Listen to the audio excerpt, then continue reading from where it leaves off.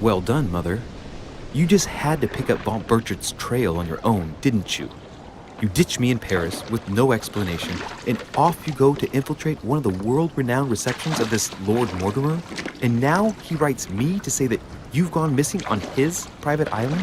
Which, by the way, looks more like a big rock than a paradise island. The Council is an episodic, narrative-driven detective adventure set during the time of French Revolution. It was developed by a small French studio Big Bad Wolf based in Bordeaux with the help of Tune Studio and was published by Focus Home Interactive in 2018 on all major platforms. The Council was the studio's first game, and now they are working on their second game set in the Vampire the Masquerade universe. The Council continues the tradition of narrative adventures made popular by Telltale Games that does not attempt to replicate past successes, but to build upon and revolutionize them. The game was marketed as a narrative RPG, and to meet the description, developers added RPG mechanics to the Telltale formula. Before beginning the adventure, players are required to choose one of three professions, which give you certain traits and talents which you can upgrade as you level up. Field skills range from physical traits, such as agility, to more abstract and intellectual ones including science and etiquette. During the exploration and finding clues, puzzle solving and dialogues with NPCs, your character skill set will give you access to certain clues or dialogue options, which will unlock specific sections of the game and the story, blocking out others. Another noteworthy mechanics are so-called confrontations, which occur in moments of high tension where you need to chat up a particular character to move the story forward. This mechanic more closely resembles L.A. Noir's interrogation segments than in traditional in-game dialogue. I found the whole approach very refreshing and original, and the addition of RPG elements in the story progression makes your in-game choices really matter. Players take the role of a young French aristocrat Louis de Richet, a member of an Illuminati-like fictional secret society, the Golden Order, who tries to find his missing mother. The story takes place in a mansion of British aristocrat Lord Mortimer on his private island near the shores of Britain in 1793. The story takes inspiration from history and features famous real-world figures like George Washington, young Napoleon Bonaparte, and other political leaders of the 18th century, and adds some fictional characters to the story as well. It also mentions real-world historical events like the execution of King Louis XVI and the purchase of state Louisiana from Spain by France. Despite the historical setting, the game is not marketed as and is not historically accurate in a lot of aspects. The story plot and the atmosphere have a lot of apparent inspirations from famous literature. The prologue begins with the mentioning a book named Al-Azif, which your character and her mother try to find for the Golden Order. Lovecraft readers and fans will recognize that Al-Azif is just another name for the renowned artifact Necronomicon in Lovecraft's fiction. This, and the fact that afterwards players find themselves traveling on a boat to a secluded and mysterious island, establishes the initial atmosphere and expectation of Lovecraftian horror and mystery. But afterwards, when players reach the mansion and go through their first dialogues, uncover more about their mother's disappearance and also find out about a murder and get assigned to solve it, they find themselves in a closed circle mystery, a subgenre of detective fiction often seen in works of Agatha Christie. For me, that element of the story reminded me most of the Cards on the Table novel by Agatha Christie, featuring the character of Hercule Poirot and an investigation of a murder after a late evening bridge game. Apart from works of Lovecraft and Agatha Christie, the game is full of references of Greek mythology and biblical motifs. For example, in one puzzle you must decipher a message using a conversion of different Christian calendars by different apostles. In another one, you must find a way through a garden maze inspired by the Theseus and Minotaur myth. In the last two episodes of the game, things turn to be more supernatural and mystical, including demons and parallel universes, making players feel like in one of Dan Brown's thrillers. The mansion, where 90% of the game takes place, has three main floors, to which character gradually gets access throughout the story. It's important to mention that players don't meet the mysterious host Lord Mortimer until the middle of the game, and the interior design of this gradually uncovered mansion used to shape the opinion of player towards the Lord. First two floors of the mansion, where the guests live, are designed in a typical Georgian fashion of the 18th century. We see high ceilings, long corridors, Roman-style columns, wallpapers with simple oriental designs, marble, vases and urns, carved sculptures of Roman gods and goddesses, soft furniture, chipped mahogany, chests, cabinets, and other elements. Throughout this, Lord Mortimer is positioned as a rich, clever, high self-esteemed, and powerful figure. When players get access to the third floor, which is reserved only for the Lord himself, the interior drastically changes, switching from the Georgian design to resemble more ancient Greek or Roman interiors, with bare white walls, marble floor with Greek patterns, less furniture and more open space between the strong columns. That should hint the players that Lord Mortimer is not what he seems to be from the first look and has more depth to his background. This makes sense as we'll later find out that he is 1800 years old. It is also important to mention the extensive decorations of walls with famous art pieces around the mansion. In my opinion, this is extra interesting and elaborate because these art pieces are here not only for the decoration but serve as a game mechanic and a storytelling element.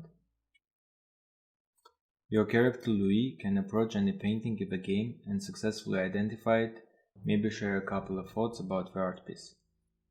Saint Francis of Assisi in ecstasy, before superior voices. It always amuses me to see how art gets used for propaganda purposes. Through the observation of art in the rooms of different NPCs, you can gain more insight to the character and gain hints about how the story will develop further. For example, in Louis' room there are paintings featuring violence and murder, like Saturn devouring his son by Rubens, or another one by Goya. Interestingly, Goya made that painting in 19th century, so it couldn't be in the game, but developers credited it to be one of the character's work. Rubens, the Caravage, Guignero, Lord Mortimer has very good taste, and the means to express it. Oh, I see our young sir is a connoisseur. Yes, in my spare time. Yet, I couldn't tell you who the artist of that painting there is. I think I recognize a theme, but the style intrigues me. Saturn devouring his son. Oh, well, you wouldn't know. And the artist is none other than Lord Mortimer. I thought for a long time that the painting wasn't finished, but my old friend assured me it was. Still, there's no accounting for taste. Not very conventional, but it sure does hold your attention. You will find that Lord Mortimer is not what one would call conventional, Monsieur de Richet. This and other paintings hint the ending of the game. Another example of character description through the art are the rooms of Bonaparte filled with historical victorious depictions, or another character's room with paintings featuring the massacre of innocents. And as I mentioned earlier, art pieces are also used in different puzzles throughout the game. Design of the characters and their clothing mostly resemble real 18th century fashion, but similarly to the story is not fully accurate. The look of characters resembling real historical figures are inspired by their portraits. In paintings, George Washington can be seen wearing a black coat to the knees and white scarf, and has the same look in the game.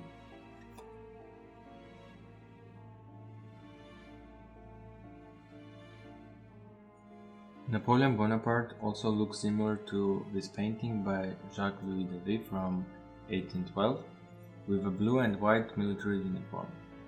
Prime Minister of Spain and lover of Queen Maria Louisa, Manuel Godoy's outfit fully resembles his portrait by Goya from 1801.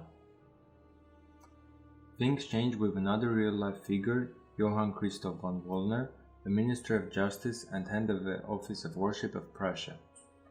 Probably the reason is that there are no detailed historical portraits of him. In the game, he is clearly looking strange in comparison to other characters, because of the uncommon hairstyle and mustache for that time period. Men in 18th century tended to be clean-shaved and wear wigs.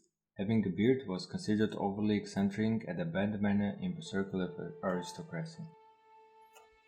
All the characters in the game, except him and Lord Mortimer, who is 800 years old and is clearly used to having a beard, are shaved. Also, the undercut and slicked-back hairstyle clearly was not the trend during that time. His clothes also have uncommon colors. Men had white neckcloths and coats and vests with lighter colors, but not red and purple. Possibly the design was introduced to highlight characters' high interest in the occult and supernatural.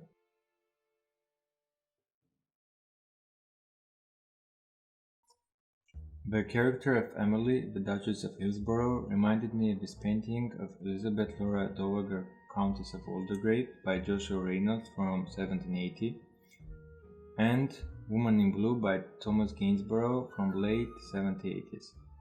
Particularly notable is her high hairstyle and ribbon on her neck, which was a fashion trend among women during the French Revolution.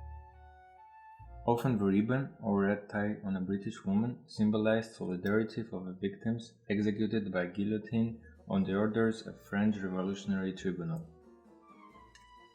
But the dress can't be viewed as a historically accurate one, with such an open back.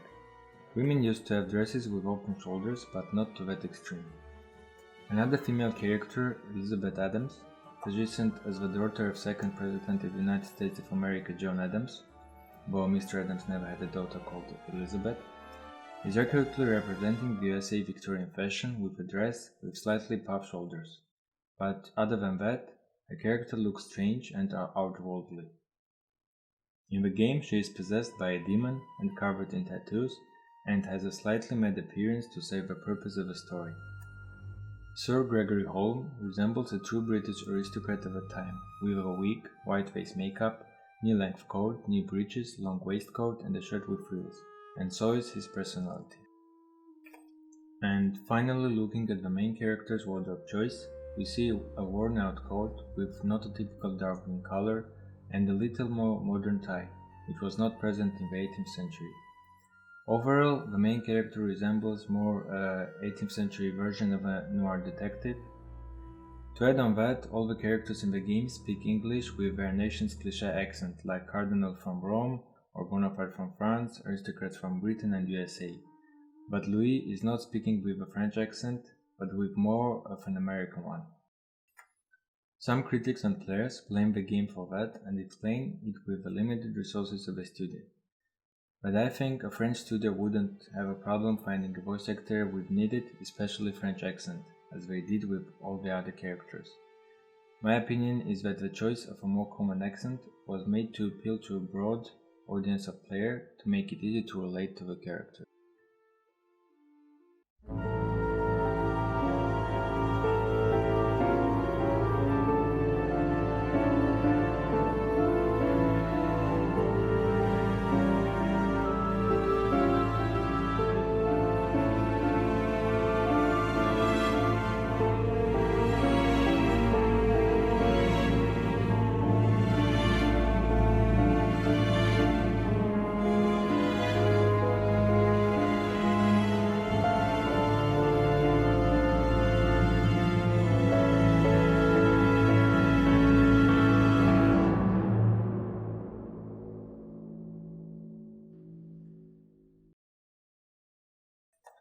The council's composer is Olivier de Rivière.